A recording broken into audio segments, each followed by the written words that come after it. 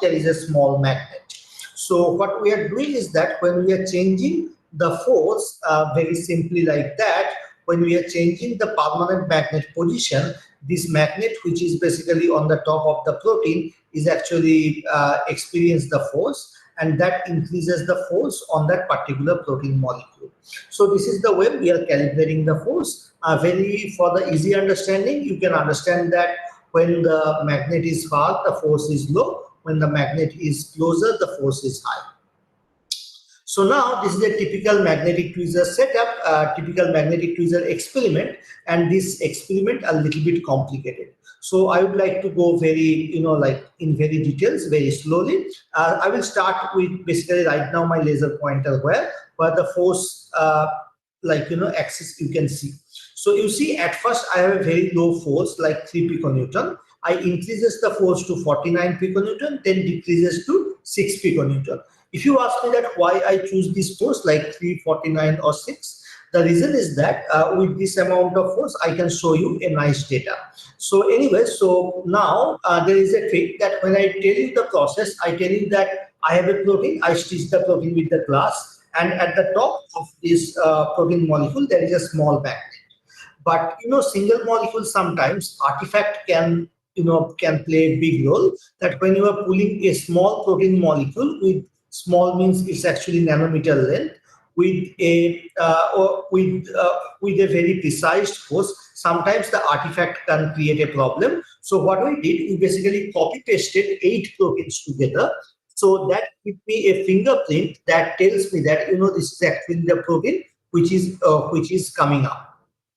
So now when I go to 3 to 49 piconewton, you can see that 1, 2, 3, 4, 5, 6, 7, 8, all the 8 domains are unfolded one by one. If I put it very high force, say 200 piconewton, this will be unfolded very fast, and I cannot show you this particular all the steps. So this is actually the way I put 49 piconewton, because this is a standardized force which basically standardized for this particular protein. Then what we did, we have a permanent magnet, we pull the permanent magnet up. When you pull the permanent magnet up, the protein will refold, and when the protein will refold, you can again count all the 8 domains so that all the protein refolded. Now, if the question arises that, is it possible that all the forces this 8 domain can be seen? Maybe not. If you are applying a force such as like very high, 10 piconewton or 8 piconewton, then might be this is not possible to see. So then after unfolding and refolding, we basically kept the force at a constant force, where you can see the equilibrium between the folding and unfolding. So interestingly, in this single experiment, you can see that unfolding kinetics where the blue region is marked. You can see the refolding kinetics where the yellow region is marked, and of course you have the green region where you can have the information about the delta G. So all these things can be possible with the measurement of folding probability. So now, okay, although I tell you that we basically see the dynamics of a particular protein molecule for longer time with the magnetic tweezer, but here you can see that we basically showed a data of around 500 seconds. So this is basically kind of around 10 minutes or less than that. So now what we did, we basically show you a data of constantly 1700 seconds. So here's what we did at the beginning, at the first pulse, where my laser is right now. We basically pull the protein constantly for at a force of 45 piconewton. Then the next pulse is at 40 piconewton. The third pulse is on 35 piconewton. Fourth is the 30 piconewton. So I am decreased the unfolding pulse one by one. And what you can see is that it takes longer time to unfold the protein, and that you can monitor by your eyes. We don't need any analysis for that. So now the point is that if you are seeing this data, you can say that although you said that there is no drift at the high or force region, but still we can see a drift, right? There is a small drift, but it is not drift. It's actually that all the steps are correlated with the force, and then if you fit all the step size with force, it actually followed the freely jointed chain model. So now last one I showed you like 1700 seconds, 10 minutes. Now I will show you a data of constantly for 2 hours, where you can see that when you when you refold the protein at 6 piconewton, it refolded so fast that we cannot see this refolding pulse here. But when it is 8 piconewton, you see that refolding, unfolding equilibrium observed in a nice way, and 10 piconewton, the protein didn't refold at all. So now this is basically for 2 hours. If you ask me that how long I can hold the protein and see the dynamics, we can do it constantly for 16 days. And what is our resolution? Resolution is 1 to 2 nanometer. And these are all real-time experiment. That means if you are interested in nanoparticles, if you are interested to see any protein-protein interaction, that you can all do during a single experiment and in real time. So now if I zoom this particular area, so this where my laser pointer is right now, if I zoom that area, you can again see all the steps very clearly at the low force, which was not possible by regular single molecule technology. Here you can again count like 1, 2, 3, 4, 5, 6, 7, 8, 7, 6, 5. So all this equilibrium, all the different states, all the different conformation can be easily observed with this covalent magnetic tweezer. Now, last one, I showed you a trace for constantly 30 minutes or 2 hours. Now here, the upper one, which is basically panel B, here you can see the particular dynamics of a protein constantly for 8 hours. And in the below, this place where my laser pointer is right now, you can see a particular protein dynamics constantly for 14 days. So a single protein and the single protein is showing the dynamics constantly for 14 days. So now, if you say that is it very tough? Can you only see this for 8 proteins? One protein will not work. So yes, one protein will work. Here we work with a single domain protein. You can see that at 5 piconewton, the protein is mostly in the folded state. The folded state is marked by the green light.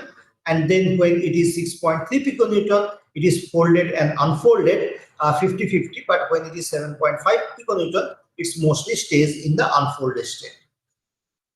So now, as I'm also belonging from biology field, the main question which I need to address is that, okay, this could be a new technology, but what is the use of this technology in biology?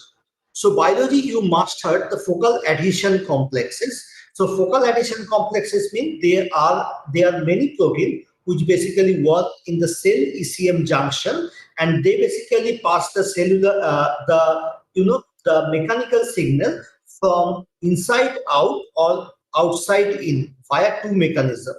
So these proteins, maybe there are more than 100 proteins. They basically transduce the force signal from inside in and inside out. So these proteins work under force. So we try to understand that how this protein work when this protein basically interact with the chemotherapy drugs. I guess you can understand is that as this protein stay in the focal adhesion, as this protein stay in the cell ECM junction, they basically control the cellular migration, and as it control the cellular migration, they are directly related to the cancer migration. So now when we did the experiment, what we did is that if you check out panel A, we basically increases the force where my cursor is right now constantly, and we can found out that at the beginning there is an unfolding pulse at 9 piconewton, and then this particular protein also show a pulse at 30 piconewton. That means when I see it, if I focus on point B, then we can see that there is a two population. One is the low force, another is the high force, and both the population basically followed in the freely jointed chain model. Interestingly, this protein can be elongated to kind of 400 nanometer, or can be squeezed to 60 nanometer. So if I do this process 400 to 60 several times, you can feel that this protein can work as a spring. So if we are talking about a protein which working as a spring, then the mechanical elasticity is important. So now when we put tamoxifen, a very well-known drug, then we see that the population changes. At 40 micromolar, the population increases, like the population of the high force increases, and 75 micromolar, the population again decreases. So if you basically plot it with the concentration, mechanical strength, you feel like it's kind of a biphasic transition. So tamoxifen-like drug, not only tamoxifen, tamoxifen-like drug, show this biphasic transition. However, when you do with the C3G drug, it basically doesn't show the biphasic transition. It's a constant increase. If you basically monitor figure A, then you can see that there is no biphasic transition. So as we said that these proteins are mechanically stable, so this could affect the protein migration. So when we take the migration, which is basically represented in figure C and figure E, you can say that with the tamoxifen, there is a biphasic transition, that is increases and decreases. Both is happening with the HEC293 T cell and HeLa cell.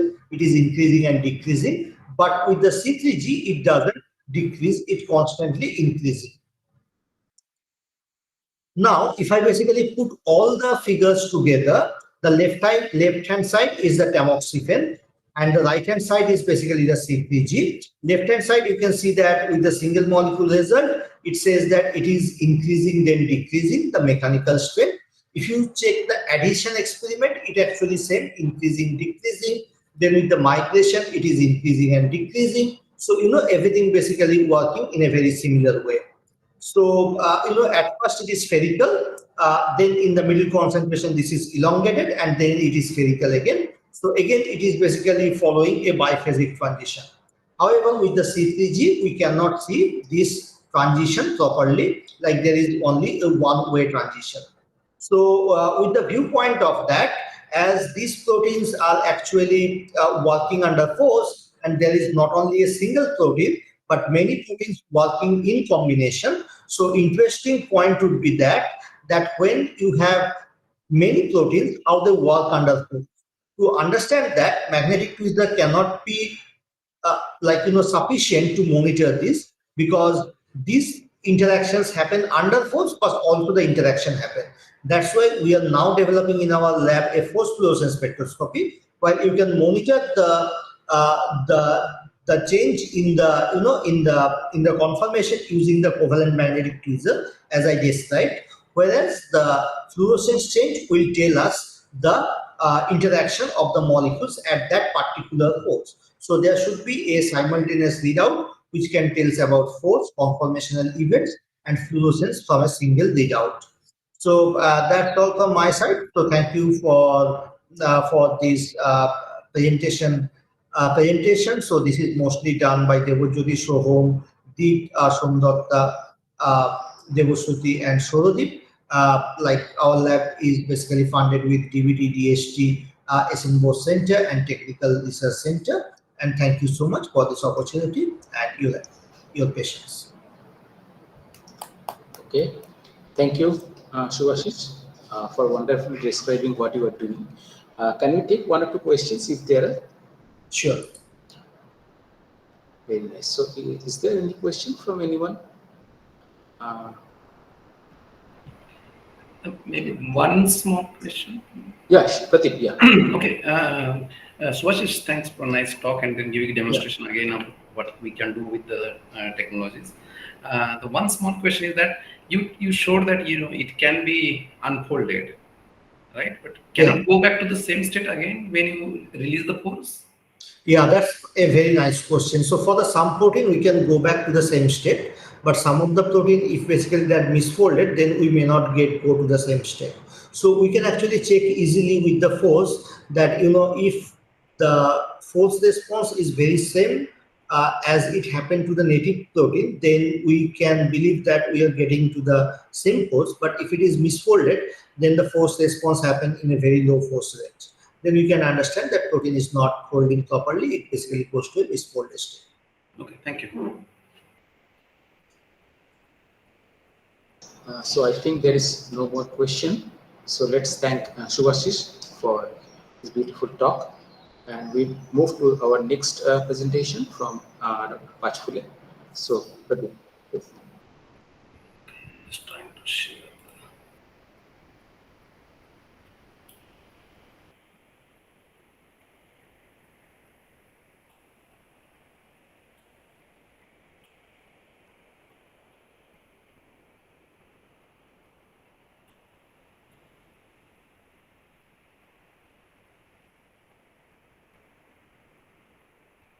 Can you see my screen?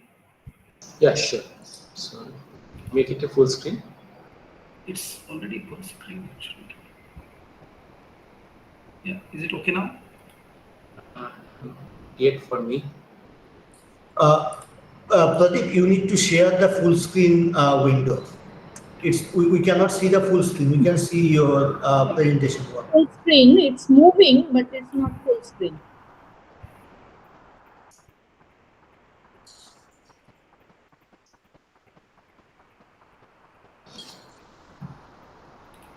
Is it okay now?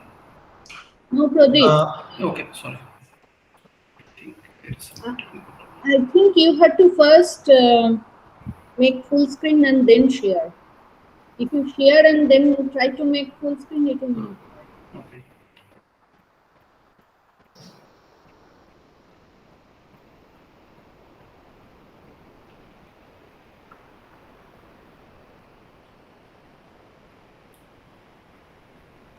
I hope this is all right now.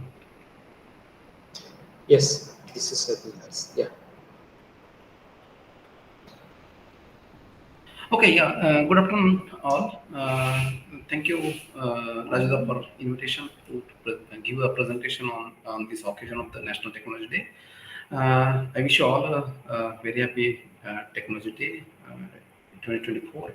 And as a part of this presentation, I have summarized some of the achievements till now which have been achieved in the area of fuel cells and what we are trying to do in this regard as well. So I will try to summarize how this technology works, and I will move through the growth of the field and how it is going to be useful for the common lives of the humans.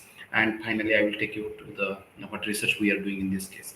Okay, so before moving in, so we need to know that what is actually a fuel cell. So fuel cell is a technology where you basically, when I'm talking about the fuel cell, it's about the proton exchange membrane fuel cell.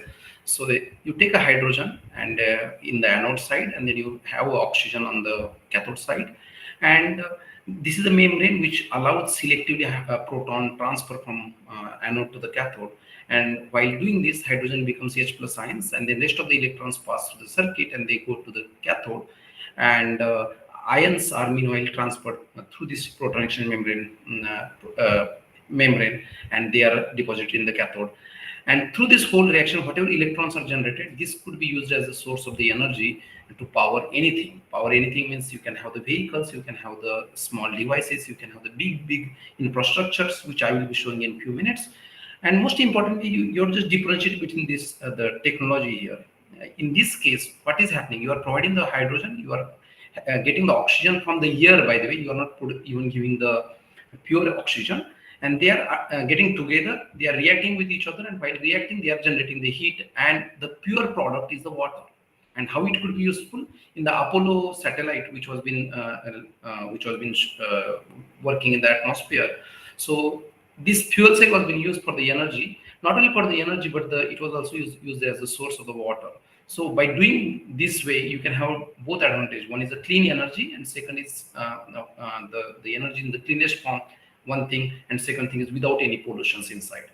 So bringing back to this one, so how it is different from the batteries for that matter. Batteries you need to charge every day, like you plug it in, it goes on. And in these cases, you are just providing the hydrogen and you are getting the water. So here it is unlimited process. As much as hydrogen you can go on providing, it will go on running. And that is the difference between the batteries and these fuel cells, which are actually being used in the lot many vehicles and lot many bigger infrastructure nowadays. Okay, how it is different from and how it is advantageous when we are talking about the other technology. For example, we have the combustion engines, the normal cars which we are running mostly in around us. So in this combustion engine, roughly 25% of energy is only used for the running the car. Rest of the 75% energy gets wasted. because other parts are not much important in that cases. The energy provided is just 25%. But when it comes to the hydrogen fuel cell, again, here you don't need an engine. Basically, you just need a motor which can run. And in this cases, you can almost use 60% of the energy directly for the workforce, directly for moving the car forward, backward, in whichever way you want to be. And waste of energy is just 40%. So fuel cell technology not only useful on the basis of the the clean basis of it, or and the emission free technology, but it is also useful in the utilization and the energy efficiency as well. So here you can use almost 60% of energy, which as compared to the combustion engines is roughly 25% or 35% more in that way. So by using the fuel cell, you are actually using the energy for proper usages and not for anything else, which are not necessary, by the way. By using this one, this 25% or roughly like 75% energy just wasted. That means you are just providing the energy for unnecessary resources. Okay, so the main fuel for fuel cell is the hydrogen. So how hydrogen is produced? Generally, hydrogen is produced mainly hydrogen is produced from steam methane reforming. And by the way, it is the lightest of all gases. It's versatile, clean, and flexible energy carrier, and which could be produced by the natural gas. You can do the steam methane reforming, and this is the most probable method used right now. People are trying to move forward with the renewable resources, which I will be highlighting a bit at the end of my presentation. Nuclear energy is generally generated, and then nuclear energy is transferred to the electrolyzer, and then you can generate the hydrogen in that way. Similarly, coal is also used for the generation of energy. Then you pass the energy to the electrolyzer, and you split the water into hydrogen and oxygen. And hydrogen is not only useful as a fuel, because it is anyway is used in fuel cell engines, turbines, and energy storage, but it is also one of the important chemical in the petroleum recovery, refining, methanol production, in electronics, ammonia production, one of the important method in the world, food processing, cosmetics, so on and so forth. So hydrogen could be produced from the diverse sources, and it could be used for multiple domestic resources, and that is why particularly water splitting or anything which comes from the renewable sources is also getting importance nowadays. So how it is, how hydrogen is doing as compared when we are comparing with the mass or energy really. For example, if we take a hydrogen and compare with the gasoline, diesel, and natural gas, so it approximately have three times more energy content by mass. By mass means if I'm taking one kilogram of the hydrogen and I'm comparing with 1 kg of gasoline, diesel, and natural. So the energy what is generated from the hydrogen is almost 3 times, which is the best in the atmosphere. We don't have anything better than the hydrogen. That meaning you can have the hydrogen stored in a really packed form, and if we can do that, then hydrogen is the most efficient fuel. And in addition to the efficiency of the hydrogen, of course, we have extra added advantages like it's clean fuel. It doesn't do anything else. Its efficiency is more when we are using it for the different purposes. But there is a small technical problem with utilization of the hydrogen. And what is that? When we are comparing it based on the volume, when we are comparing based on the volume, it is 4 times less. So because hydrogen is the lightest element, it takes a lot of space to produce. That meaning, if you want to store 1 gram of the 1 kg of the hydrogen, you need a gas tank of 11,000 liters. So that is that light.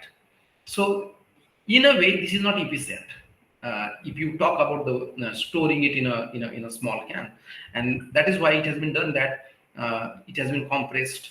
For example, in your homes, we have the compressed natural gases, but in general now hydrogen is used with 700 bar pressure, so that they can compress the gas in a really tight form and you use it for the different purpose. Anyway, gas is more efficient when it comes to the energy, so it is having a trade-off, although volumetrically it is not much advantageous. Okay. So why hydrogen and why fuel cell? For countries like in India, why we need to think about even such kind of technologies? As I mentioned earlier, it's in the internal combustion engine, it's just 20 to 30% of the efficiency is used for the moving the car further. But in fuel cell, it's roughly 60%, which is the best. And none of the technology nowadays goes that far. And most importantly, the hydrogen can be produced from the natural gases. That is called as a diverse things like natural gas, renewable sources like wind, solar, biomass, nuclear, and coal also can be used for the same purpose. Importantly, when we are using this technology, it is convenient. That meaning I can produce the hydrogen in India itself. I don't need to go to any other country and buy the petrol or anything similar. So for that matter, it is very convenient. It is very quiet because there are no spare parts are running at all, and it is clean. So, and in general, it takes minutes for the refueling. It have no noise pollution and it have no emissions. So in a way, this technology is not only versatile but easily scalable as well. And that's why nowadays it has been used for the transportation, also for the stationary purposes, for home appliances, in the buildings, and lot many other purposes like industries and so on and so forth. So what are the usages nowadays? So these are some of the real world applications. So this is a truck which is ran on UPS. That is a delivery truck from the UPS and FedEx, which are delivering the parcels on a regular basis. And these trucks are powered by the fuel cells. So this is the first fuel cell truck fleet at the airport in Memphis in USA. And this was being demonstrated in Hawaii. So they have a small unit which is regularly generating the energy. Rather than using the generators, they are using the fuel cell in the big scale for providing the energy for the ships. Okay, so recently when there was a match going on in USA in California, and the Super Bowl match was going on, and they traditionally used to use the diesel based generators, which were making a lot of noises. So they replaced the whole thing with the hydrogen fuel cell. In California now there are fuel cell based buses which are already transport almost 90 million passengers per year. So this company from Toyota, has already demonstrated the use of the fuel cell in the heavy duty vehicles, and also US military is also expanding the scope of this usages by utilizing this kind of fuel cells in their army vehicles. And when somebody might ask that where are we standing right now? A Pune-based company KPIT, which is I think in collaboration with CSIR and Reliance, have demonstrated that this is a bus which is actually running on the fuel cell, and this is all indigenous. The bus is India made, as well as fuel cell stacks and everything has been made in India. And this bus is regularly running from last like almost 6 months and more. And this technology is already found to be successful in Indian level as well. So going further in the cases of like some when there are some problems in the, for example, hurricane come in last year, and then that time US government tried to provide the energy using fuel cells. Now World Trade Center is also part of the World Trade Center is also fueled by the fuel cells. In a lot of warehouses are being fueled by the are having the vehicles which are fuel cell powered. And this is one of the example of the our mobile towers which are getting energy from the fuel cells and solars. So what I'm trying to show it here, that this technology is not only useful for the big scales or even for the smaller scales in the domestic purposes. Also this technology is getting used regularly. Moving further, in really on the big scale, for example, in Germany, they have demonstrated the use of the fuel cell in a four-seater aeroplane. Similarly, if you go to Paris, and sometimes you might see around that there are all cars which are running on the fuel cell. This is peculiar example of Japan. Not only they are using for the vehicles on Toyota and similar kind of Toyota Mirai is one of the vehicles which has been demonstrated by Toyota. But there is a full town in Fukuoka which is running on the hydrogen. So there are almost 250 houses which are running totally on the hydrogen using the fuel cell as the energy source. And very recently, even Germany has demonstrated that fuel cell train itself can be run on the full fleet train with full load can be ran on the fuel cell. So basically, this technology not only utilized in the small vehicles, but it can go beyond in the aeroplanes. It can be utilized for domestic purposes definitely, and in the trains and other purposes as well. So how it is working, how much it is actually taking a market right now. So these are some old figures. So I will come to the latest figures, but there are a lot many companies like BMW, Toyota, and in lot many domestic usages also they are using it for the stationary purposes, and not only for that, but some of the portable devices also been having this kind of technology of fuel cell. So last few years, 650 megawatt fuel cell power shipped worldwide, and this was almost 7,000 fuel cell units were shipped from USA. Actually, these are the only numbers from USA, and approximately 2 billion revenue was generated out this thing. This is just one of the example till 2017, but lot many things have been happened over the years. So how it is working? So fuel cell technology is very successful, especially when it comes to transportation of small vehicles. And so how it is working, if we start from 2015 and you go to 2024, you can see that there are lot many vehicles which are running. More than 200,000 vehicles are working basically on the fuel cell. They are basically sold or leased all over the world, and this technology is trending very much nowadays. And then you can see the recent figure in 2024 itself. We have almost 225,000 vehicles are running already on the fuel cell, and that number is growing regularly. And by 2024, end of 2024, it has been predicted that there will be almost 228,000 vehicles will be running on the fuel cell all over the world. But since big player like Toyota, BMW, and Mercedes, they are pushing really hard for this kind of technology. This is taking place. This technology is getting expanded, especially in USA and Japan and China right now. So how it is it like when I'm comparing it with the traditional like gasoline? So I'm sorry that these numbers are in the US units. So if you take a gasoline car, so it generally have a 20 miles per gallon. That means like it can 1 gallon is almost 3.78 liter and 1 mile is 1.61 kilometer. So if it goes 20 miles per gallon, if I multiply by 15, so it can go for the 300 miles. So if I have a 15 gallon of the fuel, that meaning like 50 liter of the fuel, it can go for 300 miles, a normal car.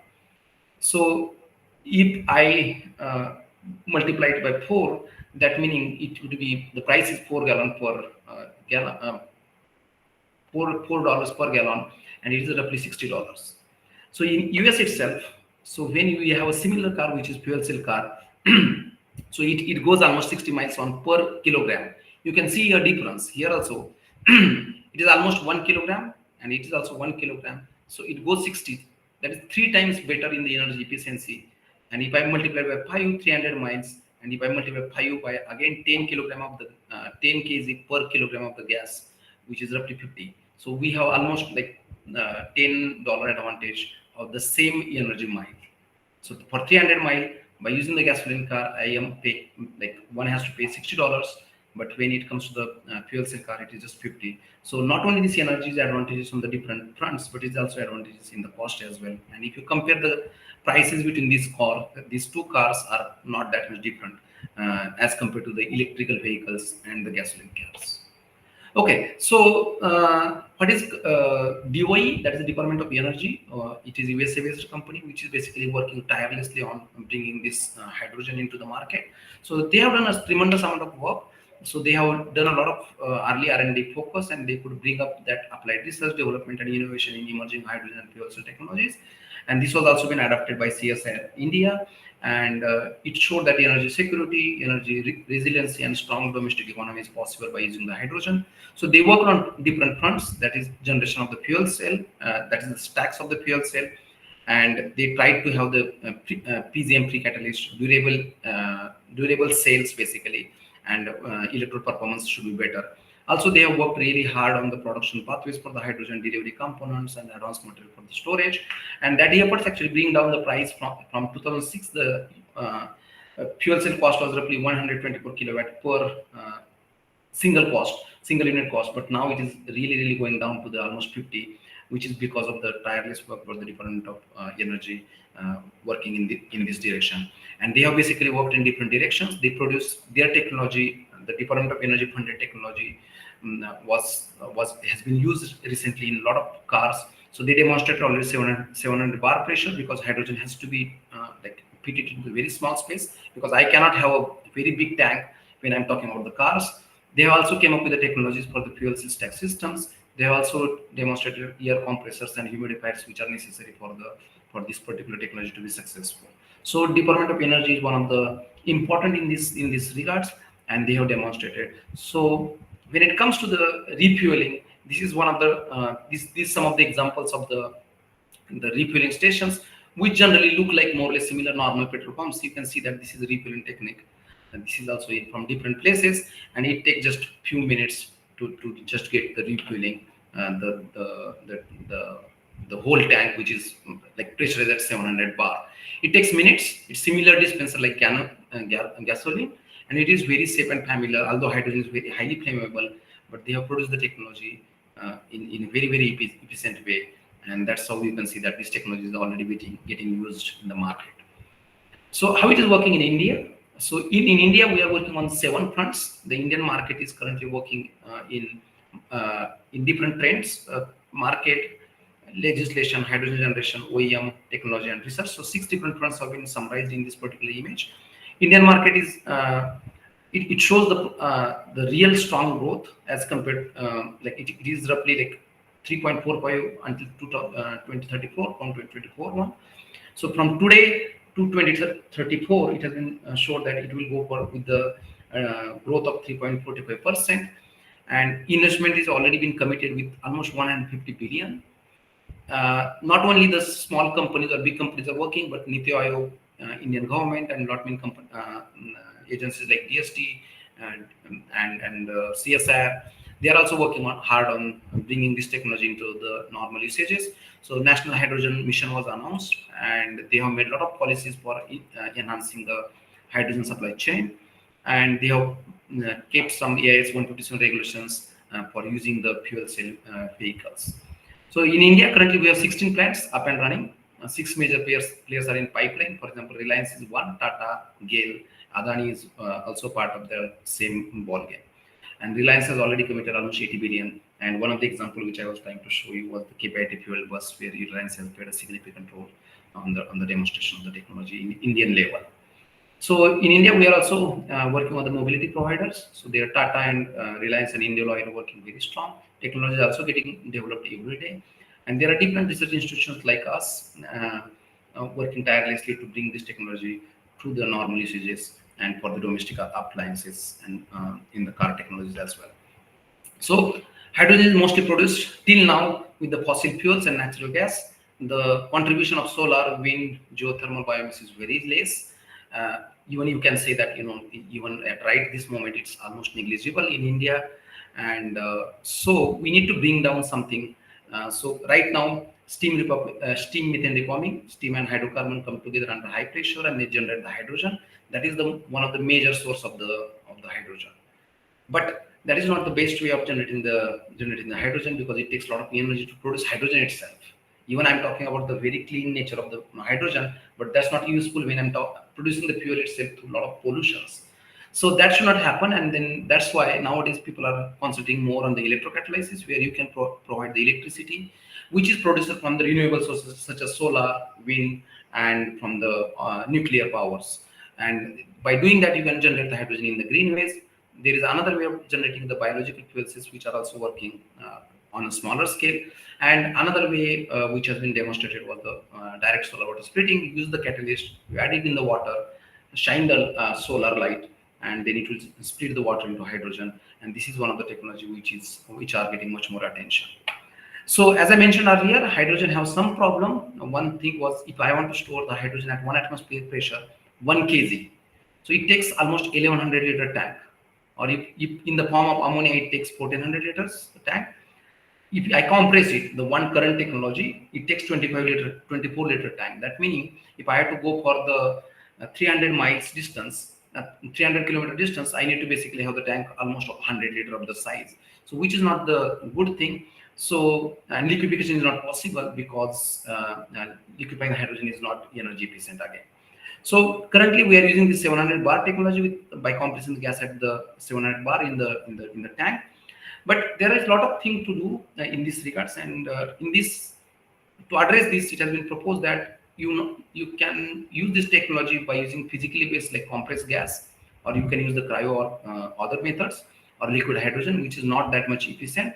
Some of the adsorbents like metal organic frameworks or some of the liquid organic materials also been demonstrated, or very recently even photocatalytic water splitting is one of the options that was been demonstrated in this regard. So to overcome this one, we here at SN Bose National Center of Basic Sciences, we are working on the hydrogen peroxide fuel cell. So it is more or less similar technology. We have the anode, we have the cathode, which are made of the different materials. And in place of the hydrogen and oxygen, you start using hydrogen peroxide at the cathode and vanadium at the anodes. And this is the real temperature where you have hydrogen peroxide tank, and we have the vanadium here, and this is a small demonstration of the fuel cell tank. But what will happen? Can we just replace the hydrogen peroxide? Can we replace the hydrogen with hydrogen peroxide? And why should we do that? Because hydrogen peroxide have a high energy density, even better than the hydrogen fuel. It is safe because it comes in the liquid. I can put it in the tank like even better than the petrol and diesel. It is easily available, and infrastructure for refueling could be utilized very easily. It have low pollution. It is versatile. It have long shelf life. If I am putting it in a proper situation, it doesn't take a lot of efforts to store it, and it is very fast for the startup than even for the fuel cells as well. So if we can find out the right way to produce the hydrogen peroxide, then it will be another technology which could be developed in a very efficient ways, and that's what we are trying to do in here. So what we are trying to do currently is that we are trying to utilize the covalent organic framework, which are generally synthesized by the covalent linkages of the organic linkers. For example, you take a linker 1, linker 2, let them react with each other. First, they will form the small oligomers, which will go on reducing the errors. That is, the process is called as error correction. The first step is reaction, small mono oligomers, which will go on error correction. So, for example, here you can see 6-membered ring, but it is a 5-membered ring. So this will be dismantled first, and after a lot of error correction, finally you will get the covalent organic framework, which is a crystalline, porous, and it is chemically and thermally stable material as well.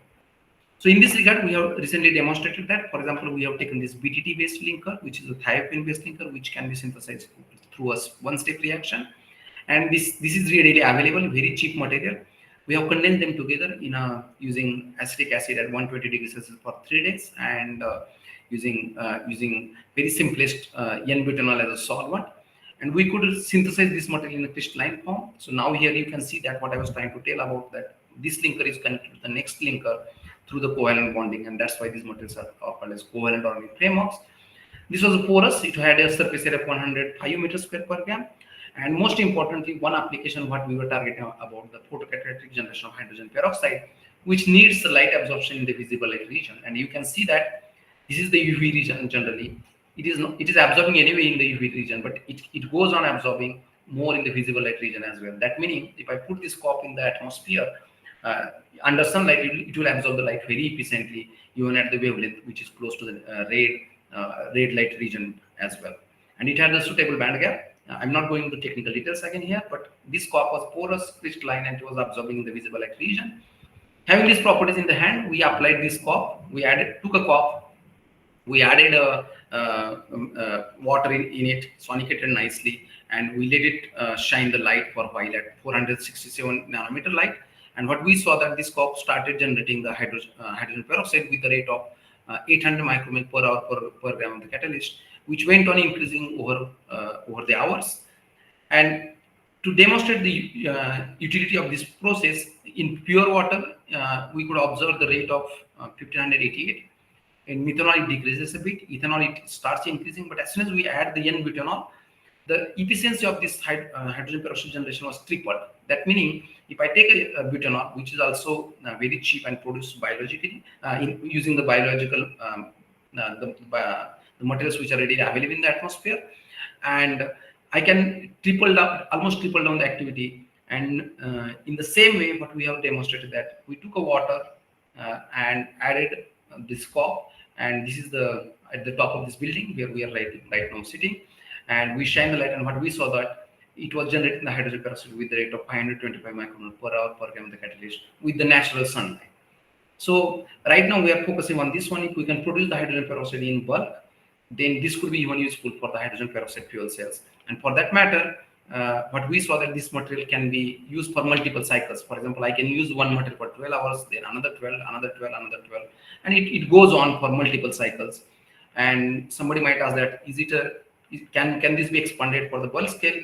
Yes, by using a column filled with the COP, we can make this as a continuous flow method, and we can produce the hydrogen peroxide in bulk as well.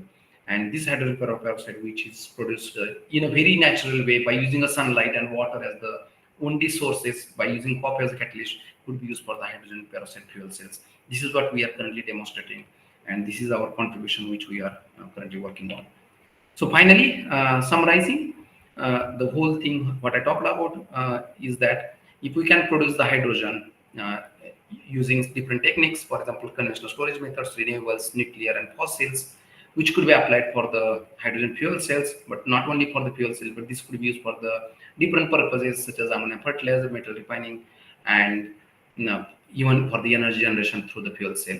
All in all of these things will be useful for the growth of India and growth of infrastructure in India. Thank you all for your kind attention, and I will be happy to take any questions if there are any. Thank you very much, Pradeep. If there is any question, so please raise your hand.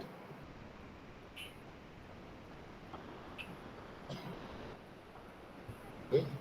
If it is not, then No, thank madam, you, Pradeep. I think madam. Oh, okay. Yeah, Professor Tash. Pradeep, very nice talk. I was just wondering, all the domestic application you have shown that Yes. are all from outside India. So here is Yes. domestic application. Is it that India is not thinking about it, or there is some bottleneck which is, kind of preventing us from getting into that sector? Of course, India has this, as you very rightly mentioned, has this big hydrogen mission. But what is the bottleneck for the domestic application? Okay, so yeah, this is a nice question actually. Why are we just working about the we are just showing the pictures from the abroad and not in India? The first thing which was there was the price. All the fuel cells which have been made till now were all made in USA or in Japan. That's why the price was so high. So it was not that much affordable at the domestic level. So what had happened that then these big pictures like CSIR, KPIT, and then Reliance came together.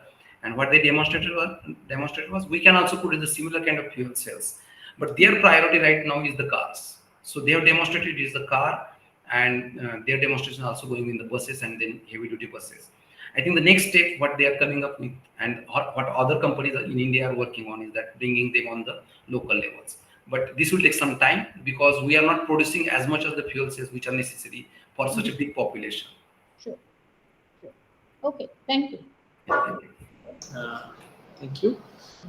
I think there is no more questions. So thank you very much, Pradeep, for this very informative and very useful talk. So,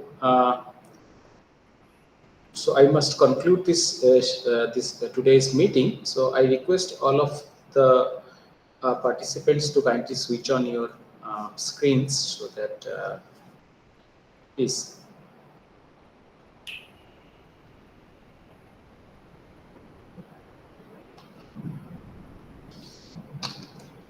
Yeah, thank you. So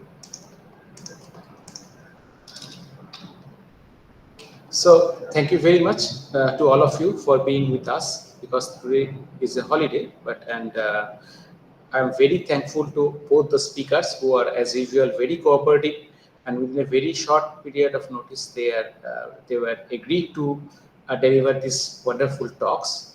And thank you everyone for attending the talks in your in this weekend right times. So thank you all, and I wish it was a fruitful session for all of you regarding the technology that we are now going towards, and India is actually waiting or is eager to get into the world scenario with the technologies of the new development. So thank you all of you. Thank you. Thank you, Rajita, for organizing. Thanks so much. Thank you. And I must thank also Rajiv for arranging it very efficiently, very short. Thank you. Okay. Thank you very much. Thank you. Bye-bye. Bye-bye.